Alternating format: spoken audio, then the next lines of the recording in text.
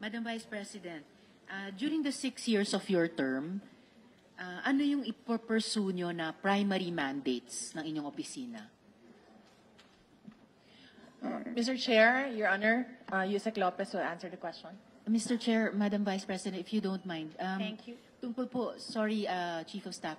Mr. Chair, it's a general question kung anong primary mandates ang ipopursue ni VP during the 6 years of her term. So kung maaari po si VP ang sumagot. Yes, Mr. okay. Chair. Yes, Salamat tayo. yes, there will be only two permanent projects that we will leave in the Office of the Vice President. One is the permanent office and residence of the future Vice Presidents. The second is the Vice President's Museum. And yes, that's two. And then the third is the omnibus law about the charter of the Office of the Vice President. So that's three. Salamat kaayo, Madam VP. But I was asking po about primary mandates of your office. Ito po, I understand 2 or 3 permanent projects, yung permanent office, yung VP's museum, saka yung omnibus law or charter governing the Office of the Vice President. Pero in terms of your office itself, ano yung primary mandates that you will seek to achieve as the Vice President, Mr. Chair? The strategic direction is to institutionalize and implement socioeconomic services and key programs towards nation building in support of the 8-point socioeconomic agenda of the Office of the President and his direction and mandate of Bagong Pilipinas. Sigurado, it's one of the toughest portfolios to hold in government, pero nakikita ko po concurrent yon sa pagiging VP. So, hiwalay pa po yung primary mandates ng DepEd, which I'll ask in the other hearing later, but may iba pa pong primary mandates yung Office of the Vice President. So, at least initially, nakikita ko yung primary mandates ng office nyo in support of the mandates and the programs of the Office of the President. I hope, Mr. Chair, dahil pangalawang taon na ito ng panunungkulan ni VP, at least in the next budget hearings, we can hear more specific and distinct mandates of the OVP kaysa lamang in support of yung mandates ng OP. The Office of the Vice President has been allocated confidential funds amounting to 500 million pesos. According to Joint Circular Number 2015-01, issued by the COA, DBM, DILG, CGC, GCG, and DND, confidential funds refer to those expenses related to surveillance activities in civilian government agencies that are intended to support the mandate or operations of that agency. So, una pong tanong dito, Madam Vice President, which mandates of the Office of the Vice President will be supported by the aforementioned allocation of the confidential funds, Mr. Chair? Mr. Chair, Your Honor, all of the projects of the Office of the Vice President use the confidential funds that is intended for the safe, secure, and successful implementations of programs, projects, and activities and engagements of me and all the satellite offices, including the central office of the Office of the Vice President.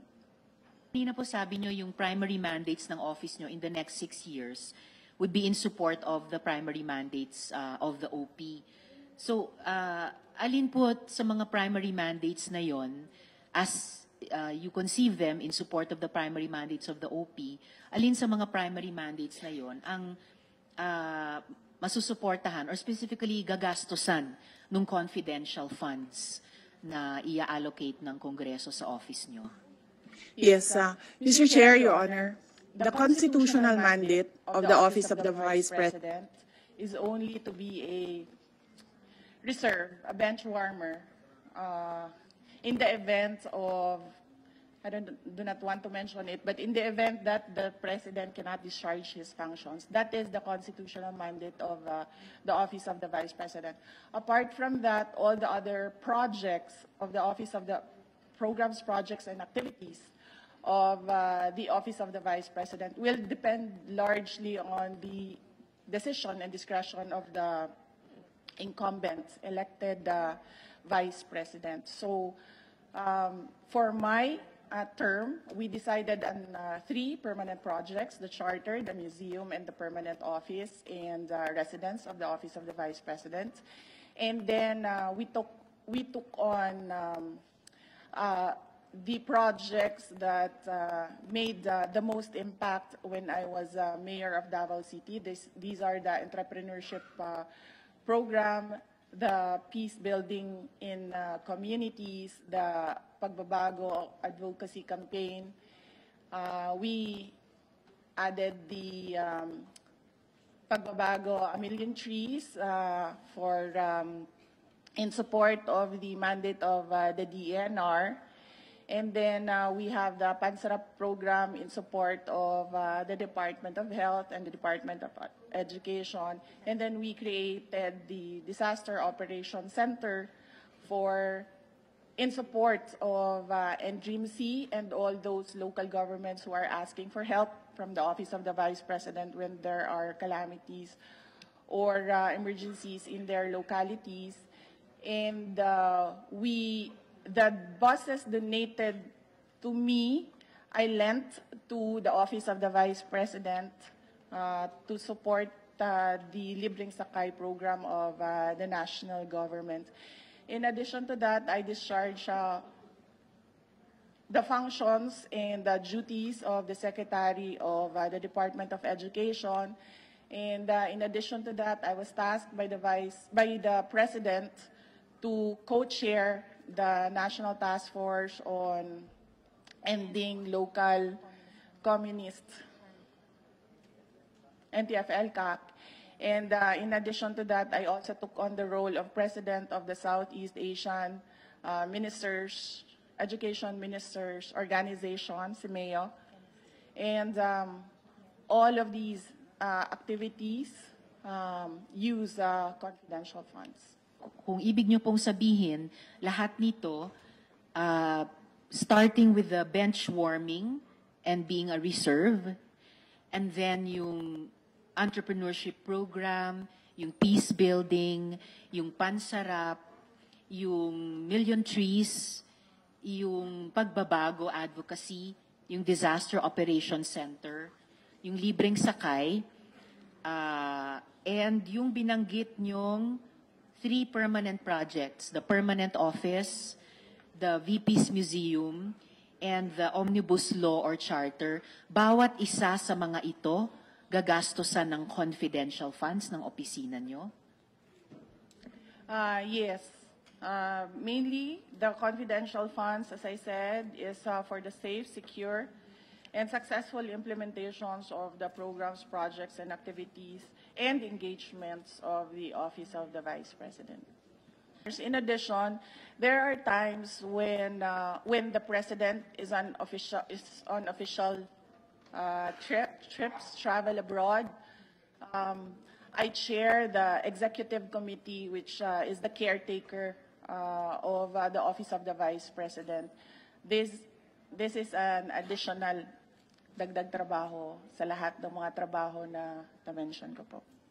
Yung ibang items na binanggit ni Madam VP na gagastusan di umano ng confidential funds, specifically ng OVP, tulad ng sa DepEd, sa NTF-ELCAC, sa CIMEO, pati yung executive committee pag wala si Presidente, malamang sa hindi, may sariling confidential funds na hindi na ginagastosan ng confidential funds na hinihingi ng Office of the Vice President.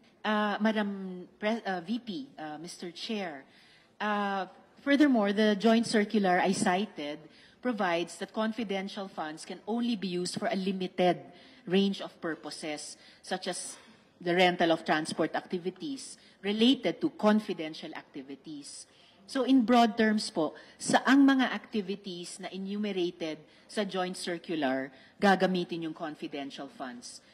Just to refresh our memory, dun po sa 2015 joint resolution na yon, confidential funds can only be used for the following expenses: purchase of information necessary for the formulation and implementation of programs, activities, and projects relevant to national security and peace and order, rental of transport vehicles related to confidential activities, rentals and the incidental expenses related to the maintenance of safe houses, purchase or rentals of supplies, materials, and equipment for confidential operations that cannot be done through regular procedures without compromising the information gathering activity concerned, payment of rewards to informers, and uncovering and preventing illegal activities that pose a clear and present danger to agency personnel or property or other facilities and resources under the agency protection, done in coordination with appropriate law enforcement agencies. So, saang mga activities po na ito enumerated sa joint circular ay gagastusan ng confidential funds ng office nyo, Mr. Chair? It varies. Not all the activities are the same for each day and each month. The liquidation of the confidential funds includes the enumeration of the use the Office of the Vice President.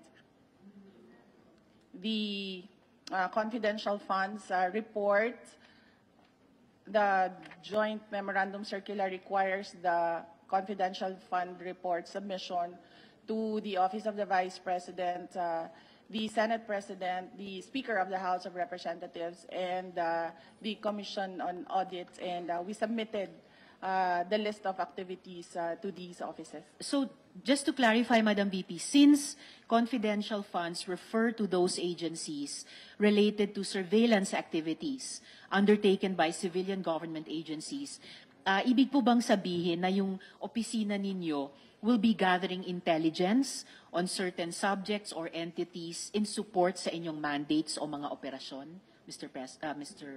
Chair? That is correct. As an example, we did surveillance of complaints from constituents in Bulacan with regard to the selling of OVP assistance and the selling of Tupad projects in Bulacan. And there was a surveillance operation that was run by the VP SPG for about a month.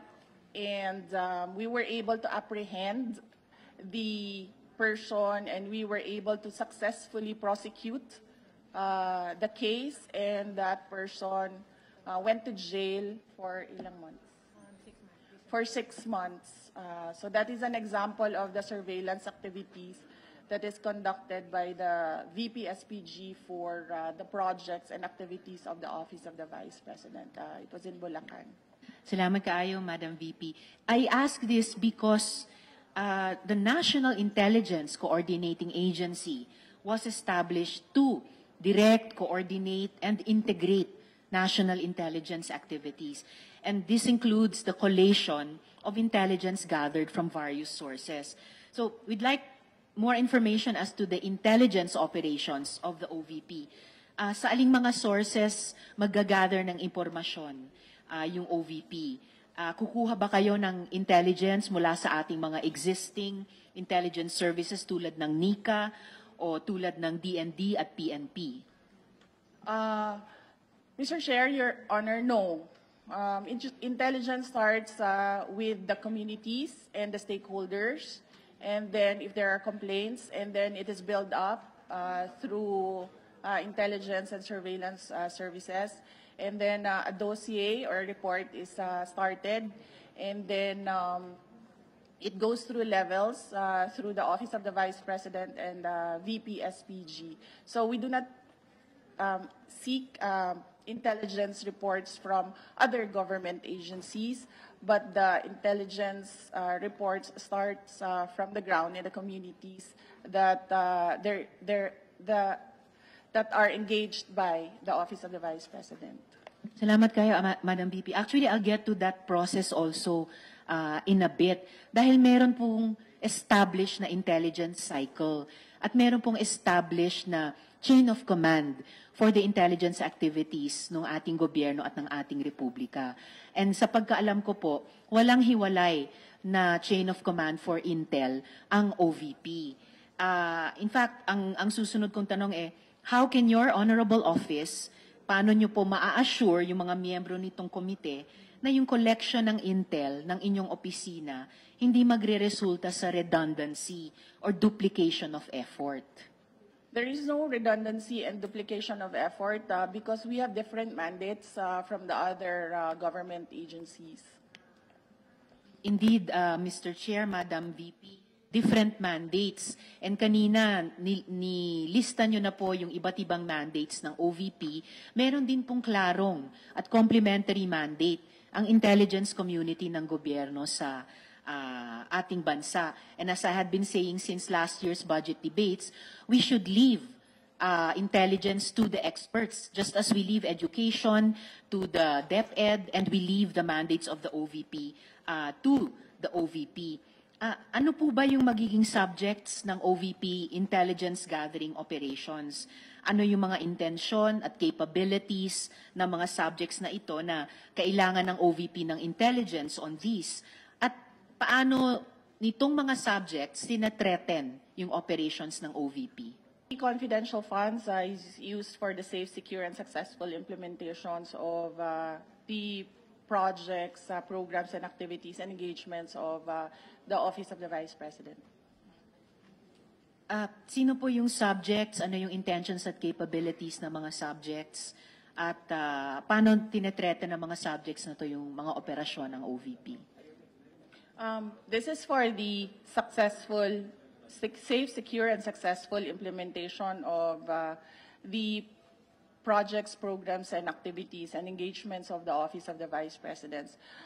If the question is the subjects on who are the sources, we cannot divulge who are the sources of intel information. We can just say that these are the stakeholders in the areas where there are engagements of the Office of the Vice President. Hindi po sources, Madam BP, pero yung mga taong o grupong ginagatheran nyo ng opisina nyo ng intelligence. Yes, those that are perceived to be threats in the successful, safe, and secure implementation of the PPAs. Salamat, Madam VP. Mr. Chair, I'll need to follow up. Oh, salamat, Mr. Chair. Salamat, Madam VP, Mr. Chair. I'll need to pursue that in greater detail than is being made available right now. Doon na lang po sa plenary. Madam VP, paano po ire-recruit ng OVP at ite-train yung mga intelligence operatives at agents na kakailanganin ng office para i-gather yung impormasyon para sa intelligence collection plan? Hanggang saang extent magre-rely ang OVP sa HUMINT at sa CGINT para sa information collection requirements ng office? Again, The Vice Presidential Security and Protection Group coordinate with the Philippine National Police and the Armed Forces of the Philippines. Unfortunately, however, the commander of the VP-SPG is not present here this morning. Salamat kayo, Madam VP. So, dun sa sagot na ang VP-SPG coordinates with the PNP and AFP, ibig po bang sabihin ang OVP ang magre-recruit and train na mga operatives at ahente or yung PNP at AFP ang magte-train sa mga operatives at ahente ng OVP? Mr. Chair, Your Honor, unfortunately, I cannot answer the question. The commander of the VP-SPG, we failed to include him in the list of the resource persons this morning.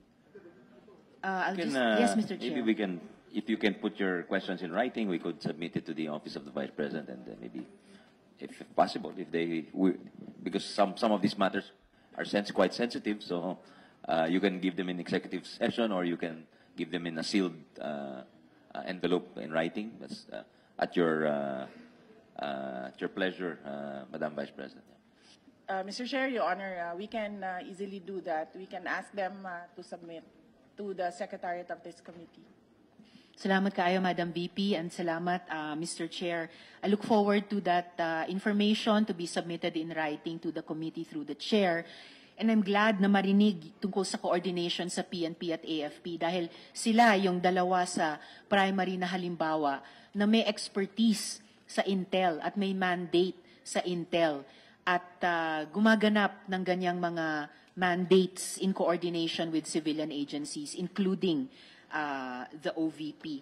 And I look forward also, Mr. Chair, dun sa mga sagot tungkol sa HUMINT at CGINT na gagamitin either ng OVP or OVP in coordination with PNP and AFP. At Madam VP, paano i-collate ng OVP, isa-store, ika-catalog, isa-search through yung intelligence na kukolektahin? At anong IT infrastructure ang kakailanganin ng office nyo para sa purpose na ito? Yes, Mr. Chair, Your Honor, these are confidential matters which we cannot divulge in open session. Thank you. So if possible, Madam VP, Mr. Chair, maisubmit din in writing to the committee through the Chair? Mr. Chair, Your Honor, yes. Thank you. Salamat kayo. And then, paano po ini-intend ng OVP na i-process tapos i-analyze yung impormasyon na kukolektahin para mag-produce ng actionable intelligence? Kakailangan nyo bang i-outsource yung parting ito ng intelligence cycle o magde-develop ba ang office ng capability in-house? Mr. Chair, Your Honor, we can ask the VP-SPG to include that in their report. The VP-SPG are composed of personnel from the Armed Forces of the Philippines and the Philippine National Police, and some of them are trained in intelligence gathering and are part of intel units from the PNP and AFP. There are no civilian members in the VP-SPG. Madam VP, paano po i-adjust ng OVP yung operations ninyo bilang resulta ng intelligence na makokolekta, ma-analyze at saka ma-disseminate? We adjust according to the recommendations and the assessment of the VP-SPG with regard to their appreciation of the intel information. Salamat, Madam VP. And yung parte nga pong yun na nag-a-adjust ang VP-SPG, or rather, nag-a-adjust ang buong opisina dun sa rekomendasyon ng VP-SPG, I presume, bunga na rin ang coordination nila dun sa PNP at AFP. Again, isang konkretong halimbawa na yung primary mandates para sa intelligence cycle, yung buong intelligence cycle, ay nakalodge dun sa intelligence agencies, including in the armed services ng ating gobyerno. At yung OVP, kahit through the VP-SPG, ay pumapasok dun sa endpoint nung cycle na yon, paggamit ng intelligence. Dun nga sa sinabi ninyo na pag-adjust ayon sa recommendations ng VP-SPG. Just returning again to one of my original points since last year na iwan natin ang intelligence sa experts dun sa intelligence agencies ng gobyerno in the same way na yung mga civilian agencies ng gobyerno, whether OVP itself or kahit DepEd, ay kumbaga shop nila yung kanilang mandates at yung kanilang expertise. Huling tanong na lang po, Madam VP, Mr. Chair, yung activities na binanggit ng VP kanina, hindi po ba part na rin ng regular law enforcement work na yung mga law enforcement agencies natin ay ginagawa na rin? Mr. Chair, Your Honor, we have different mandates from the other government agencies. So our intelligence our confidential funds are used according to Joint Circular 2015-01. And whatever we gather from our confidential funds and surveillance, we share it with mainly the Armed Forces of the Philippines and the Philippine National Police, as well as they share as well intelligence information that they gather, which are not included in our database. Thank you. Thank you kaayo, Madam VP. I'm glad to hear na nag-share or mag-share ang OVP ng information na nakolekta ninyo sa AFP at PNP. Again, because it makes the point na sila talaga yung primary na may mandato talaga, not any other civilian agency. Sila talaga ang kasama sa may mandato sa intel work. Lastly, just to make of record also,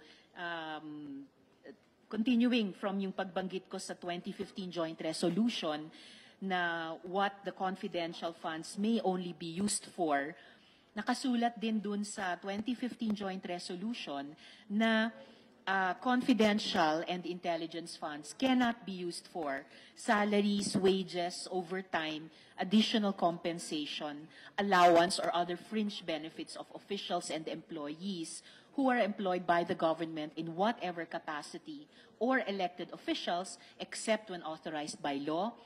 Confi and Intel funds cannot be used for representation, consultancy fees, or entertainment expenses, or construction or acquisition of buildings or housing structures. So, dagang salamat, Madam VP. Maraming salamat, Mr. Chair. I'll pursue in plenary periods of interpellation and amendments. One of my main subjects of debate with the OVP na yung Confi and Intel funds mas properly lodged talaga dun sa ibang line items ng opisina mismo o sa mga intelligence agencies talaga ng ating gobyerno na ginagawa itong mga mandates nito even for the civilian agencies and offices and departments like the OVP. Salamat, Mr. Thank you very Chair. much, Deputy At salamat Minority kay Leader Minority Leader sa and additional Vice minutes. Chair Risa. Sen. Mr. Risa. Chair. Yes, Yes. Vice President. Mr. Chair, Your Honor,